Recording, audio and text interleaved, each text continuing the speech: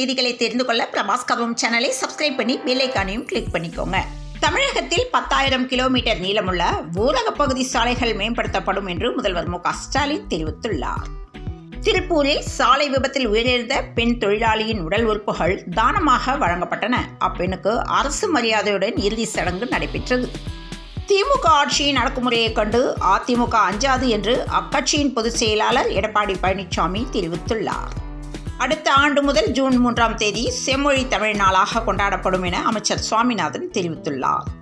10 ஆண்டுகால பாஜக ஆட்சியில் 2,05,00,000 சிறு குறு தொழில்கள் முடங்கியுள்ளது என மல்லிகார்ஜுன கார்கே குற்றம் சாட்டியுள்ளார். மருத்துவர்களுக்கு இணையாக கால்நடை மருத்துவர்களுக்கும் பதவி உயர்வு வழங்க வேண்டும் என ராமதாஸ் வலியுறுத்தியுள்ளார். முன்னாள் முதலமைச்சர் கருணாநிதியின் பிறந்தநாள் செம்மொழி தமிழ் நாளாக கொண்டாடப்படும் என அமைச்சர் சுவாமிநாதன் அறிவிப்பு வெளியிட்டுள்ளார். குலதெய்வ வழிபாடு குறித்து கவர்னர் பேசியதாக பரவும் தகவல்கள் தவறானவை என கவர்னர் மாளிகை விளக்கம் அளித்துள்ளது. பாஜகவுக்கு இனி எப்போதும் ஆதரவு இல்லை எனவும் வலிமையான எதிர்க்கட்சியாக நாடாளுமன்றத்தில் இயங்குவோம் எனவும் பிஜே ஜனதா தள தலைவர் நவீன் பட்நாயக் தெரிவித்துள்ளார். குடும்ப தலைவிக்கு 1000 ரூபாய் தான், குடிச்சி செத்தவனுக்கு ரூபாய் 10 லட்சமா என சீமான் கேள்வி எழுப்பியுள்ளார். கனடாவில் வேலை வாய்ப்புக்காக நூற்றுக்கணக்கான இந்திய மாணவர்கள் வரிசையில் நிற்கும் வீடியோ வைரலாகி வருகிறது.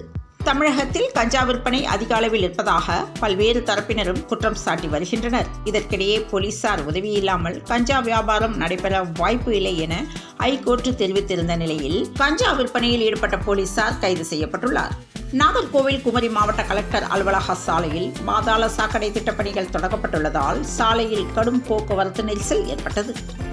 சென்னை உட்பட தமிழகத்தின் பல்வேறு பகுதிகளில் தெருநாய்கள் கடிப்பதால் பலர் பாதிக்கப்பட்டுள்ளனர் என்பதும் குறிப்பாக சிறுவர் சிறுமிகள் மற்றும் வயதானவர்களை குறிவைத்து தெருநாய்கள் கடித்து வரும் நிலையில் சென்னையில் நாய்பிடிக்கும் பணிகள் தொடங்கப்பட்டது. மாநகராட்சி அதிகாரிகள் அதிரடி உத்தரவிட்டுள்ளனர்.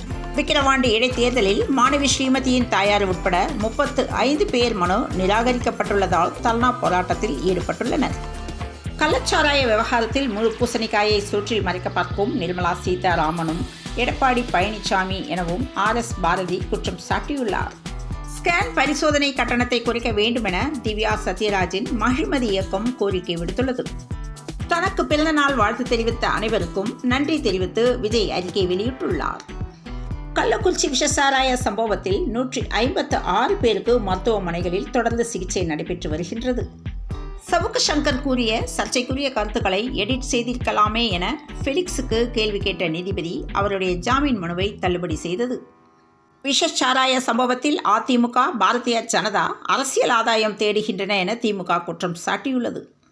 38 அரசு பள்ளிகளில் ரோபோட்டிக்ஸ் லேப் உருவாக்கப்படும் என பேரவையில் அன்பில் மகேஷ் அறிவிப்பு வெளியிட்டுள்ளார். எடப்பாடி பழனிசாமிக்கு திடீரென சிபிஐ மீது நம்பிக்கை வந்தது எப்படி என திமுகவின் அமைப்பு செயலாளர் RS பாரதி கேள்வி எழுப்பியுள்ளார். தமிழக மீனவர்கள் விவகாரத்தில் மத்திய வெளியுறவுத்துறை அமைச்சருக்கு முதல்வர் ஸ்டாலின் கடிதம் அனுப்பியுள்ளார். கள்ளக்குறிச்சி சம்பவத்தில் அவதூறு ரூபாய் 1 கோடி நஷ்டஈடு கேட்டு ராமதாஸ் அன்புமணிக்கு திமுக MLAக்கள் நோட்டீஸ். சாதிவாரி கணக்கெடுப்பை விரைவாக நடத்த வலியுறுத்தி சட்டசபையில் தீர்மானம் கொண்டு வரப்படும் என மு.க. ஸ்டாலின் தெரிவித்துள்ளார். அகல் விளக்கு திட்டம், எந்திரனியல் ஆய்வகங்கள், சிறார் அறிவியல் பூங்கா, பள்ளி கல்வித்துறையில் 25 புதிய அறிவிப்புகள் வெளியிடப்பட்டுள்ளது. கள்ளக்குறிச்சி கள்ளச்சாராய விவகாரம் தொடர்பாக தமிழக ஆளுநர் RN ரவியை அதிமுக குழு நாளை சந்திக்க இருப்பதாக அதிமுக பொதுச் செயலாளர் எடப்பாடி பழனிசாமி தெரிவித்துள்ளார். கள்ளக்குறிச்சி விவகாரத்தில் அண்ணாமலை தலைமையில் தமிழக பாஜகவினர் ஆளுநரை சந்தித்துள்ளனர். கள்ளக்குறிச்சி விவகாரத்தில் தமிழ்நாடு காவல்துறையால் நீதி கிடைக்காது என சிபிஐ விசாரணை தேவை எனவும் EPS பேசியுள்ளார்.